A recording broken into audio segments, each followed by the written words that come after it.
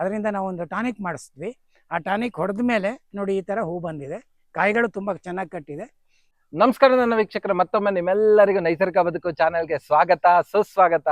ನಾನಿವತ್ತು ಬೇಗೂರಿಗೆ ಬಂದಿದ್ದೀನಿ ಒಂದು ಟಾನಿಕ್ ಬಗ್ಗೆ ಮಾತಾಡೋದಕ್ಕೆ. ನಮ್ಮ ಶೇಷ್ ಕುಮಾರ್ ಸರ್ ಹೇಳಿದ್ರು, ಸರ್ವ ರೋಗಕ್ಕೂ ಹೇಗೆ ಒಂದು ಮೆಡಿಸಿನ್ ಮದ್ದು, ಅದೇ ತರ ನಮ್ಮ ಎಲ್ಲ ಸಾವಯವ ಕೃಷಿಗೂ ಏನೇನೆಲ್ಲ ನಮಗೆ ಕಷ್ಟ ಇದೆ ಅದೆಲ್ಲದಕ್ಕೆ ಇದೊಂದು ಟಾನಿಕ್ ಮದ್ದು ಅಂತ. ಏನಿದು ಟಾನಿಕ್, ಯಾವ ತರ ವರ್ಕ್ ಆಗುತ್ತೆ ಏನು ಅಂತ ತಿಳ್ಕೊಂಡ. ಈ ಟಾನಿಕ್ ನ ಓನರ್ ಯಾರು ಗೊತ್ತಾ? ನೋಡಿ ಇಲ್ಲಿದ್ದಾರೆ, ಈ ಹಸುಗಳೇ. ಸೊ ಈ ಹಸುಗಳ ಏನ್ ಹೇಳಿದೆ ಬಯೋಮಾಸು, ಇಲ್ಲ ಅದರ ಸಗಣಿ, ತೊಪ್ಪೆ, ಹಾಲು, ಮೊಸರು, ಬೆಣ್ಣೆ, ಅದರಿಂದ ತಯಾರಾಗಿರುವಂತ ಈ ಟಾನಿಕ್. ಬನ್ನಿ ನೋಡೋಣ ಇದೇನು ಅಂತ. ನಿಮ್ಮ ಪರಿಚಯ ಮಾಡ್ಕೊಳ್ಳಿ ಸರ್. ನಮಸ್ಕಾರ, ನನ್ನ ಹೆಸರು ಬಾಲಾಜಿ ಅಂತ, ಬೇಗೂರು ಗುಂಡ್ಲುಪೇಟೆ ತಾಲೂಕು. ಇಲ್ಲಿ ನನ್ನ ಪಿತ್ರಾರ್ಜಿತ ಆಸ್ತಿ ಏನಿದೆ ಅಲ್ಲಿ ಒಂದು ಶಿವಶಾಲ ತೋಟ ಅಂತ ಮಾಡಿಕೊಂಡು ನೈಸರ್ಗಿಕವಾಗಿ ಏನನ್ನ ಬೆಳಿಬೋದು ಅಂತ ಮಾಡ್ತಾ ಇದ್ದೀನಿ. ಮತ್ತು ಇಲ್ಲಿ ದೇಸಿ ಹಸುಗಳ ಹತ್ರ ಒಂದು 25ರಿಂದ 30 ದೇಸಿ ಹಸುಗಳು, ಸಾಹಿವಾಲ್ ತಳಿಗಳ ಹಸುಗಳಿರೋದ್ರಿಂದ ಅದರ ಸಗಣಿ ಮತ್ತು ಗಂಜಲದಿಂದ ಅನೇಕ ಪರಿಕರಗಳನ್ನ ಮಾಡ್ತಾ ಇದ್ದೀವಿ. ಅಂದರೆ ಬಯೋ ಇನ್ಪುಟ್, ಅಂದರೆ ನೈಸರ್ಗಿಕ ಕೃಷಿಗೆ ಏನು ಬೇಕು ನಾವು ಬೆಳೆಯೋದಕ್ಕೆ ಅದನ್ನು ನಾವು ರೆಡಿ ಮಾಡ್ತಾ ಇದ್ದೀವಿ. ನ್ಯಾಚುರಲ್ ಆಗಿ ನನಗೆ ಸಗಣಿ ಗಂಜಲ ಯಾರೇ ಬೇಕಾದ್ರೂ ತೊಗೊಂಡು ಹೋಗ್ಬೋದು, ಹುಳಿ ಮಜ್ಜಿಗೆ ಎಲ್ಲ ತೊಗೊಂಡು ಹೋಗ್ಬೋದು. ಅದರಿಂದ ಹೊರತಾಗಿ ನಾವು ತುಂಬ ಒಂದು ಮಾಡ್ತೀವಿ. ಸೊ ಇಲ್ಲಿ ನಾವು ಪರಿಕರಗಳಲ್ಲಿ ಏನು ಮಾಡ್ತೀವಿ ಅಂದರೆ, ನಮ್ಮಲ್ಲಿ ಒಂದು ಬೆಸ್ಟ್ ಪ್ರಾಡಕ್ಟ್ ಅಂತ ಏನು ಹೇಳ್ತೀವಿ, ಮತ್ತು ಹೊಸ ರಿಸಲ್ಟ್ ನಮ್ಗೆ ಏನು ಸಿಕ್ಕಿದೆ ಅದು ಒಂದು ಮಾಡಿದ್ದೀವಿ. ಅದರದ್ದೇ ಇಲ್ಲಿ ತಯಾರಾಗಿರೋದು. ಇದರಲ್ಲಿ ಮುಖ್ಯವಾಗಿ ನಾವು ಏನು ಎರೆಜಲ ನೋಡಿದ್ವಿ, ಎರೆಜಲ ಇರ್ತದೆ. ಎರೆಜಲಕ್ಕೆ ನಾವು ಸ್ವಲ್ಪ ಪಂಚಗವ್ಯವನ್ನು ಕೂಡ ಹಾಕಿರ್ತೀವಿ ಒಂದು ಪ್ರಮಾಣದಲ್ಲಿ. ಪಂಚಗವ್ಯನ ಹಾಕ್ಬಿಟ್ಟು ಮತ್ತೆ ಇದಕ್ಕೆ ಬೇಕಾಗಿರೋ ಒಂದು ಅಮೈನೋ ಆಸಿಡ್ಸ್ ಇರ್ಬೋದು, ಮತ್ತೆ ಗ್ರೋತ್ ಪ್ರಮೋಟರ್ಸ್ ಅಂತ ಏನು ಹೇಳ್ತೀವಿ, ವಿಧ ಗ್ರೋತ್ ಪ್ರಮೋಟರ್ಸ್ ನಾವೇ ಇಲ್ಲಿ ತಯಾರಿಸ್ತಾ ಇದ್ದೀವಿ. FFJ ಇರ್ಬೋದು, ಜನಗಳಿಗೆ ಎಷ್ಟೋ ಜನಕ್ಕೆ ಗೊತ್ತು, ಫರ್ಮೆಂಟೆಡ್ ಫ್ರೂಟ್ ಜ್ಯೂಸ್ ಅಂತ ಹೇಳ್ತೀವಿ. ಅದನ್ನೆಲ್ಲ ಹಾಕಿ ಒಂದು ಒಂದು ಮಿಶ್ರಣವನ್ನು ತಯಾರು ಮಾಡಿದ್ದೀವಿ. ಈ ಮಿಶ್ರಣ ಏನಿದೆ ಇದನ್ನ ನಾವು 1 ಲೀಟರ್ಗೆ 20 ಲೀಟರ್ ನೀರಿಗೆ 1 ಲೀಟರ್ ಹಾಕಿ, ಇಲ್ಲ 50 ಲೀಟರ್ ನೀರಿಗೆ 1 ಲೀಟರ್ ಹಾಕಿ ಸ್ಪ್ರೇ ಮಾಡಿ ಉತ್ತಮವಾದ ಗುಣವನ್ನು ಪಟ್ಟಿದ್ದಾರೆ. ಎಲ್ಲಿ ಜಮೀನಲ್ಲಿ ನಮ್ಮ ಹತ್ರ ಒಂದು ತೆಂಗು ಮಾವು ಇದಿದೆ, ಅದರಲ್ಲಿ ಹೂ ಬಿಟ್ಟಿಲ್ಲ ಸರಿ ಅಂತ ಹೇಳಿದ್ರೆ ಇದನ್ನ ಸ್ಪ್ರೇ ಮಾಡಿ ಅವ್ರು ನನಗೆ ಫೋಟೋಗಳನ್ನ ಕಳಿಸ್ಕೊಟ್ಟಿದ್ದಾರೆ. ಅವರ ತೋಟದಲ್ಲೂ ಹೋಗಿ ನೋಡ ಬಂದಿದ್ದೀವಿ. ಅತಿ ಹೆಚ್ಚು ಹೂಗಳನ್ನ ಬಿಟ್ಟಿದೆ, ಮತ್ತೆ ಕಾಯಿ ಕಟ್ತಾ ಇದೆ. ಮತ್ತೆ ಕೆಲವು ಹೂವಲ್ಲಿ ಏನಾಗಿತ್ತು ಅಂದ್ರೆ ಒಂದು ಫಂಗಸ್ ಅಟ್ಯಾಕ್ ಆಗಿತ್ತು. ನಮ್ಮಲ್ಲಿ ಹುಳಿ ಮಜ್ಜಿಗೆ ತಗೊಂಡು ಬಂದು ಅವರು ಅದನ್ನ ಸ್ಪ್ರೇ ಮಾಡಿದ್ದಾರೆ. ಅದು ಕೂಡ ಫಂಗಸ್ ಎಲ್ಲ ಅಲ್ಲಿ ಕಮ್ಮಿ ಆಗಿದೆ, ಮತ್ತೆ ಪಕ್ಕದ ಹೂವಿನ ಕಟ್ಟಿಗೆ ಹರಡದಿರೋ ತರ ಆಗಿದೆ. ಸೊ ಹಾಗಾಗಿ ಇದು ಕೂಡ ನಮ್ಮ ರೈತರಿಗೆ ಅವೈಲೇಬಲ್, ಅತಿ ಕಡಿಮೆ ದರದಲ್ಲಿ ರೈತರಿಗೆ ಅವೈಲೇಬಲ್ ಇರುತ್ತೆ. ಓಕೆ ಸರ್, ಫಸ್ಟ್ ಈಗ ನೀವು ಹೇಳಿದ್ರಲ್ಲ ಯಾರ ತೋಟದಲ್ಲಿ ಇದೆ ಅಂತ, ಅವ್ರ ತೋಟಕ್ಕೆ ಹೋಗಿ ನೋಡೋಣ ಹೇಗಿದೆ ರಿಸಲ್ಟ್ ಅಂತ. ಖಂಡಿತ ಸರ್, ಹೋಗಿ ನೋಡೋಣ. ಬನ್ನಿ ಸರ್ ಹೋಗೋಣ. ಇಲ್ಲಿ ನಾವು ಮಾವಿನ ಗಿಡನ ಹಾಕೊಂಡಿದ್ದೀನಿ. ಇದೆಲ್ಲ 1.5 ವರ್ಷದ ಗಿಡಗಳು. ಈಗ ಗಿಡಗಳೆಲ್ಲ ಇಂಪೋರ್ಟೆಡ್ ಗಿಡಗಳು. ಇದು ಒಂದೊಂದು ಆಸ್ಟ್ರೇಲಿಯಾದಿದೆ, ಒಂದು ವೆರೈಟಿ ನಿಮಗೆ ಥೈಲ್ಯಾಂಡ್ದಿದೆ.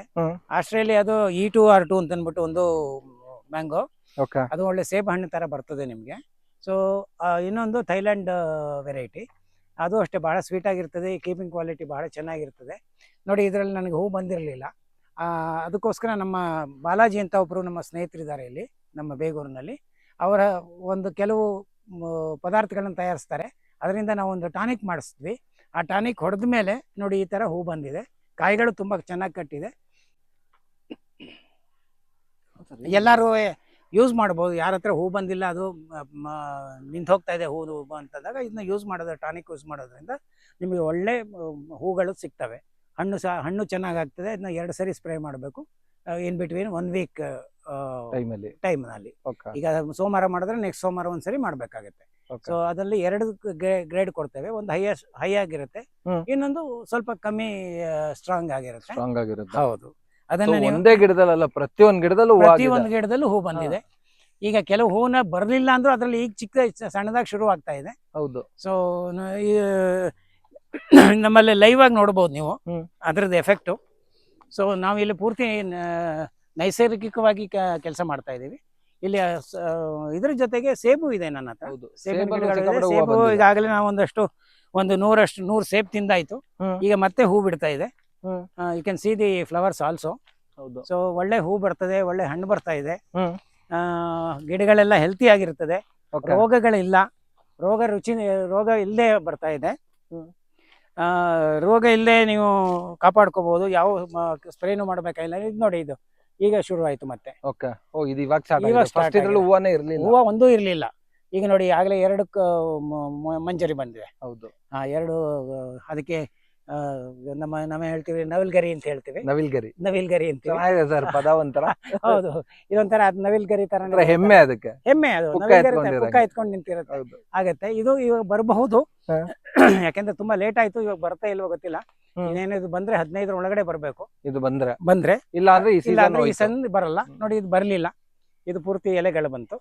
So this will not going to okay sir. ಒಂದು ಅರ್ಥ ಮಾಡ್ಕೊಬೇಕೇನಂದ್ರೆ ಈ ತರ ಹೊಸ ಎಲೆ ಬಂತು ಅಂದ್ರೆ ಹೂವ ಹೂವು ಬರಲ್ಲ. ಬರಲ್ಲ ಅಂತ ಸರ್. ಇದು ಆಕ್ಚುಲಿ ಅದು ಮಗ್ಗು ಫಾರ್ಮ್ ಆಗುತ್ತೆ.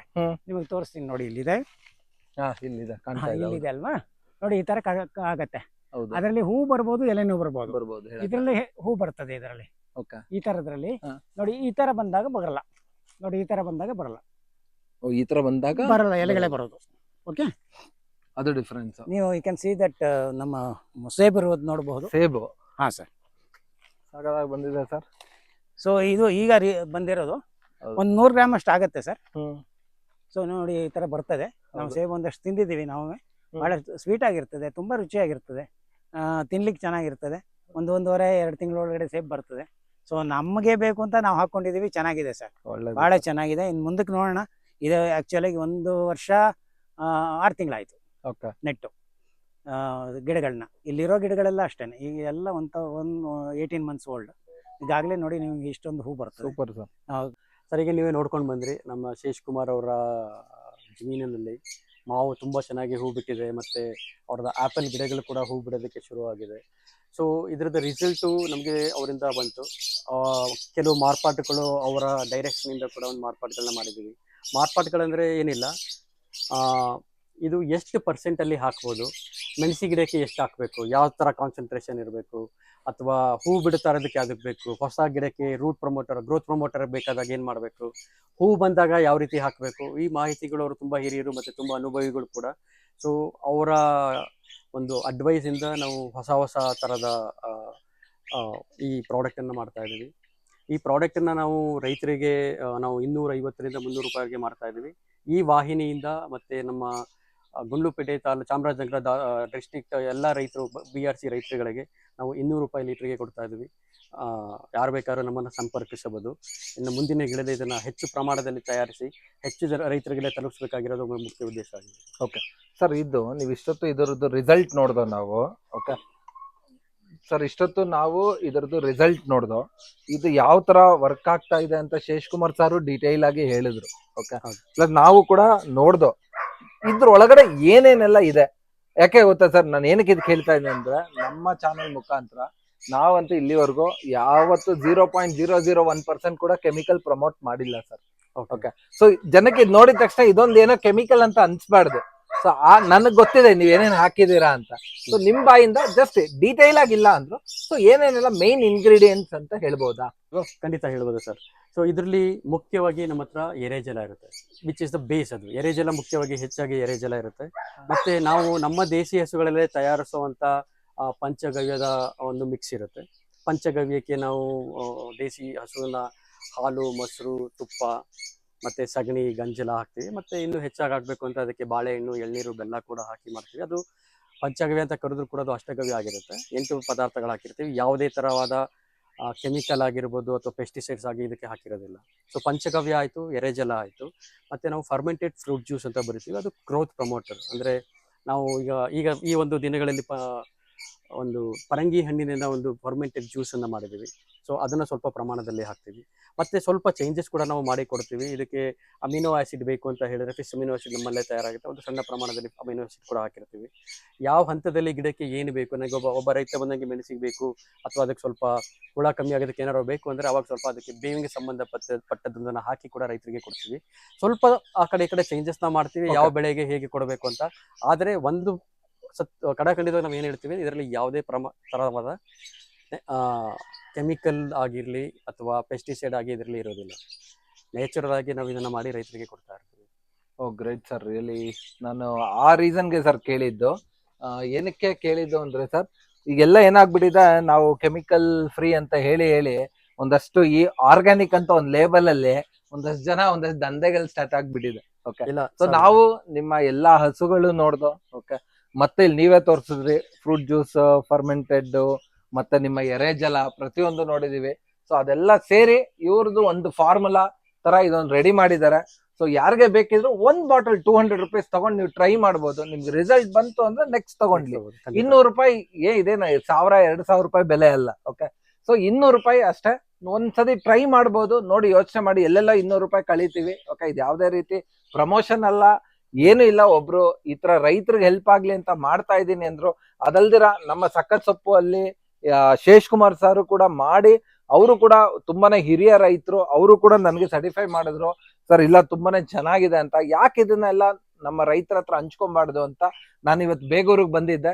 ಸೊ ಅದೇ ಈ ಟಾನಿಕ್ ಅಂತ ಹೇಳ್ತಾ ಇರೋದು. ನೀವುಗಳು ಕೂಡ ಕೇವಲ 200 ರೂಪಾಯಿ ಒಂದ್ಸತಿ ಟ್ರೈ ಮಾಡಿ.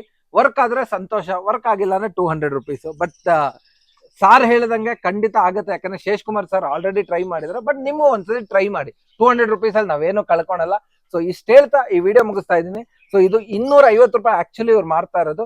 ಸೊ ನಮ್ಮ ನೈಸರ್ಗಿಕ ಬದುಕು ಸಬ್ಸ್ಕ್ರೈಬರ್ಸ್ಗೆ ಇಲ್ಲ ವ್ಯೂವರ್ಸ್ಗೆ ಇಲ್ಲ, ಯಾರು ಈ ಗುಂಡ್ಲುಪೇಟೆ ಮತ್ತೆ ಬೇಗೂರು ಸುತ್ತಮುತ್ತ ಇರೋರಿಗೆ 200 rupeesಗೆ ಕೊಡ್ತಾ ಇದ್ದಾರೆ.